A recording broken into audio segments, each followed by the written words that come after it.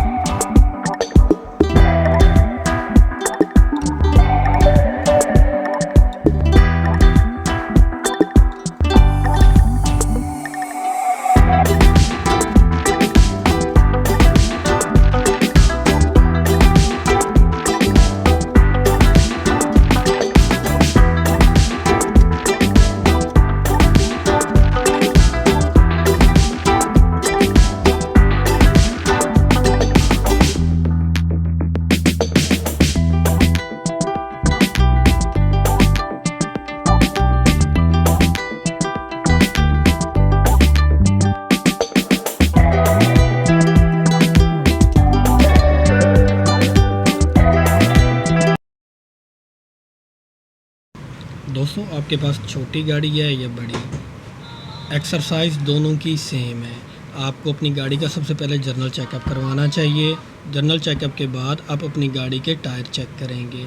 हम sometime lazy हो जाते हैं कि गुजारा करते हैं टायर, लेकिन गुजारे वाले टायर हिली एरिया में नहीं चलते। वो बहुत बड़ी वजह है हादसे की वहाँ पर बनते हैं। तो इसलिए आपने ये चांस नहीं लेना, अपने गाड़ी के टायरों को लाजमी चेक करना है, और अगर वो नहीं इस्तेमाल के काबिल तो आप उसको चेंज करवाएं। उसके बाद रोज़ाना की बुनियाद पर आप जितने दिन वहाँ पर रहें उसका जो एयर प्रेशर है वो भी चेक करवाएं, और इसमें गफलत नहीं करनी चाहिए, वरना ये प्रॉब्लम बन सकता है। उसके साथ अगर हम बात करें तो मेक श्योर आप अपनी डिस्कों को भी उसको चेक करवाएं, क्योंकि वहाँ पर सबसे ज़्यादा इस्तेमाल टायर और टायर के साथ गाड़ी के डिस्कों का होता है, और वो अगर चेंज होते हैं तो उसको भी चेंज करवाना चाहिए, और इसमें गफलत नहीं करनी चाहिए, क्योंकि ब्रेक का सबसे ज़्यादा इस्तेमाल होता है। आपको बार बार उतराई में सबसे ज़्यादा इस्तेमाल डिस्कों का होता है, तो इसमें गफलत नहीं होनी चाहिए।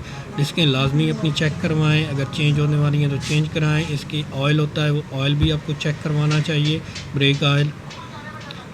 और इसके साथ मैं आपको बताऊं दोस्तों कि हमारे पास स्टीयरिंग के बिल्कुल साथ होता है गियर।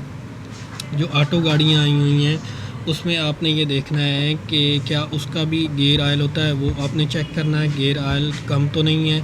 और साथ ही आपने ये भी काम करना है कि हिली एरिया में जब आप स्टार्ट करते हैं तो इसमें एक D2 का ऑप्शन आता है, वो उतराई के लिए और चढ़ाई के लिए वो बेस्ट ऑप्शन है आपके पास।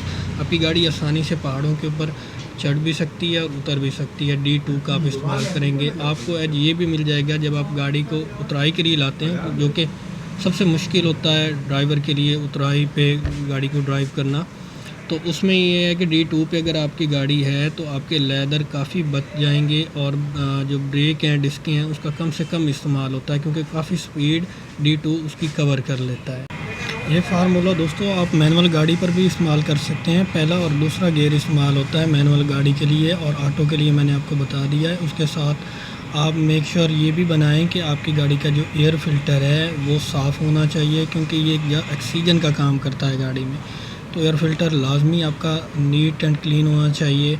और उसके साथ साथ आपको अपनी गाड़ी का ऑयल लाजमी चेंज करवाना चाहिए।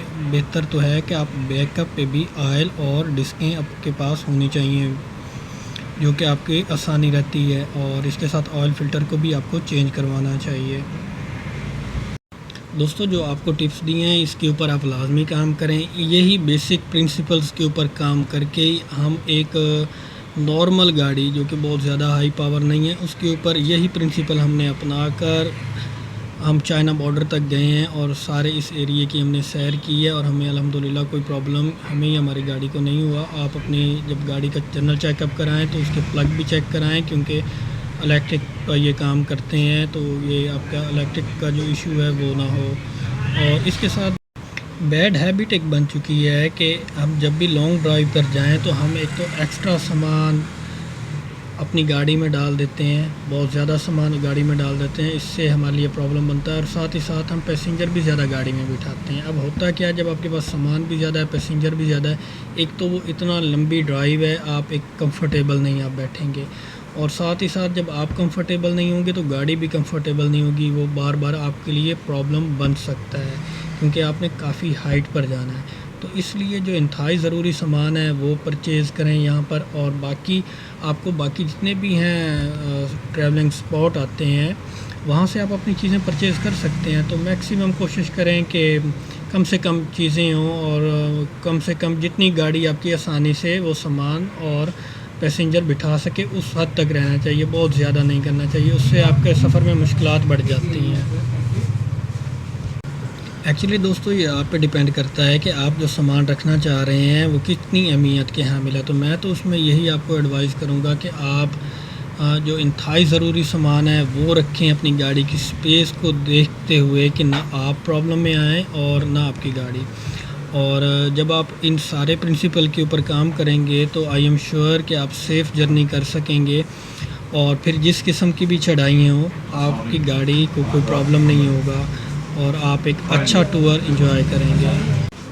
हिली एरिया में जो आपकी गाड़ी की स्पीड है वो भी बड़ी डिपेंड करती है आपके सेफ़ ट्रैवल पर। तो गाड़ी की जो आपकी स्पीड है वो अप्रॉक्स 40 से अबव नहीं होनी चाहिए, और आपको हर 2 से 3 घंटे बाद गाड़ी को कुछ टाइम के लिए रेस्ट भी देना चाहिए, गाड़ी काफ़ी हीट हो जाती है।